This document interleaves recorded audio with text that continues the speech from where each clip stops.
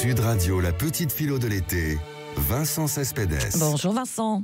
Bonjour Laurence. Philosophe, essayiste, auteur du livre La société de la trahison chez Albin Michel. Ce matin, vous avez décidé de parler, non pas de trahison, quoique dans l'amour, je pense qu'il y a aussi de la trahison, de l'amour, les applis, l'IA, l'été, ça fait un bon paquet groupé. Et cette question, est-ce que l'amour a changé de substance ou seulement de logistique? Alors, qu'en pense le philosophe ? Ben oui, parce que l'amour est en pleine métamorphose aujourd'hui. La substance de l'amour, on la connaît, c'est le mélange de désir, d'attachement et de fantasmes qui nous enflamme et nous donne des ailes. Mais la logistique, c'est le cadre. Comment on se rencontre, comment on se parle, comment on a le droit ou l'obligation de faire. Et aujourd'hui, ce cadre est méconnaissable, Laurence. On se rencontre via des applis qui te demandent parfois ta carte d'identité pour flirter. On parle de consentement comme d'une grammaire obligatoire, ce qui est un progrès énorme, mais qui change la musique du début. Les sites X doivent vérifier ton âge, il était temps. Et en coulisses, les petits amis artificiels, disponibles jour et nuit, inventent une fidélité sans effort, toujours d'accord, jamais en retard. Alors le résultat, c'est plus de rencontres, mais moins d'attentes. Autrefois, on guettait une lettre ou un coup de fil. Aujourd'hui, on fixe un écran qui affiche « vu » et rien. L'attente fabrique le désir, l'instantané fabrique souvent le soupçon. Plus de sécurité, moins de hasard, on se rassure, on refroidit. Stendhal, vous connaissez Laurence Stendhal et sa fameuse cristallisation. C'était une belle image pour décrire l'amour. Une branche plongée dans un bassin de sel se couvre de cristaux scintillants, comme l'autre se couvre de beauté à nos yeux. Le sel, c'est notre capacité à idéaliser. La branche, c'est la personne qu'on aime. Ce qui change aujourd'hui, c'est le bassin. Avant, il était calme, on laissait le temps aux cristaux de se former. Aujourd'hui, le bassin est secoué par les notifs, les swipes, les comparaisons permanentes. Si tu sors la branche toutes les 30 secondes pour vérifier, les cristaux prennent moins. Alors, substance ou logistique, Laurence, le cœur bat pareil, mais quand on change la façon dont il vit ses élans, le rythme, la durée, l'espace pour rêver, on change forcément ce qu'on appelle aimer. Même flamme, nouveau circuit. Quand on change la tuyauterie, on change la pression. J'aime beaucoup toutes ces métaphores.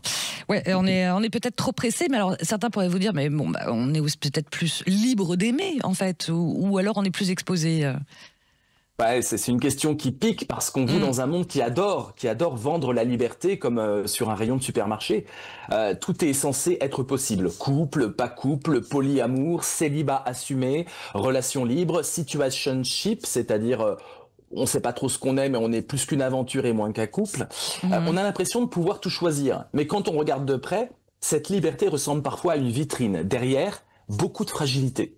Oui, on est plus libre qu'il y a 50 ans. On peut aimer hors mariage, hors sexe opposé, hors schéma jusqu'à ce que la mort nous sépare, sans finir au banc de la société. On peut rompre plus facilement, changer de vie à 40 ans, se reconstruire à 60, mais cette ouverture a un prix. Les liens sont moins protégés, plus exposés au vent du marché affectif. On se rencontre vite, on se quitte net. Les applis multiplient les occasions et la tentation de remplacer au lieu de réparer.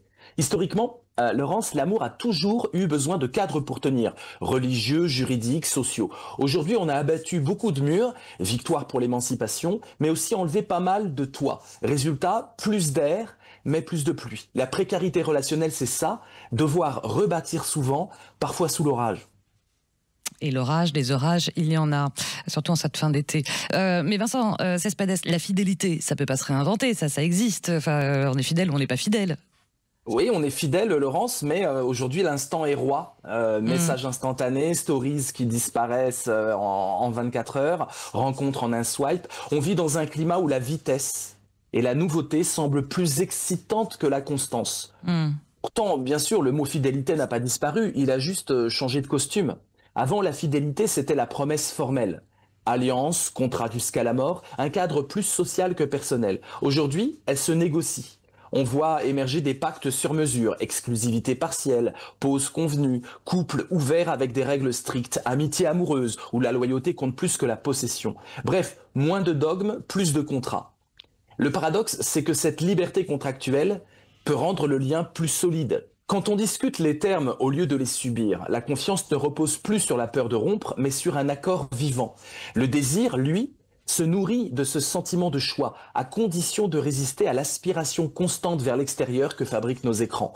La fidélité réinventée, c'est peut-être ça, créer un environnement où on laisse le temps travailler, même au milieu des sirènes de l'instant. Je vous renvoie encore à la cristallisation de Stendhal. Stendhal, éternel. Alors, ok, très bien pour la fidélité, la liberté, mais alors jusqu'où on peut déléguer au numérique et à l'IA notre rapport à l'amour alors? Je vous sens méfiante dans votre question, Laurence. Un petit peu. Voilà, l'IA fait peur un peu à tout le monde Ouais. s'en méfie, ça c'est vrai. On adore se moquer de ces petits amis artificiels, pathétiques, froids, déshumanisants. Et pourtant, on en parle beaucoup, on les teste pour voir, et dans certains cas, on s'y attache. La méfiance affichée est parfois le masque d'une curiosité profonde. Pourquoi? Parce que l'IA affective répond à un vide que le couple traditionnel et même l'amitié ont du mal à combler. Disponibilité totale, absence de jugement, zéro conflit. Ce n'est pas qu'on veuille remplacer les humains, c'est qu'on rêve d'un espace où on peut déposer nos humeurs sans risque. L'IA ne se vexe pas, ne part pas, ne dit pas « j'ai pas le temps ». Elle offre la version fantasmée d'une relation, la chaleur sans les brûlures. Le paradoxe, c'est que ce confort peut aussi nous rendre plus aptes à rencontrer les autres.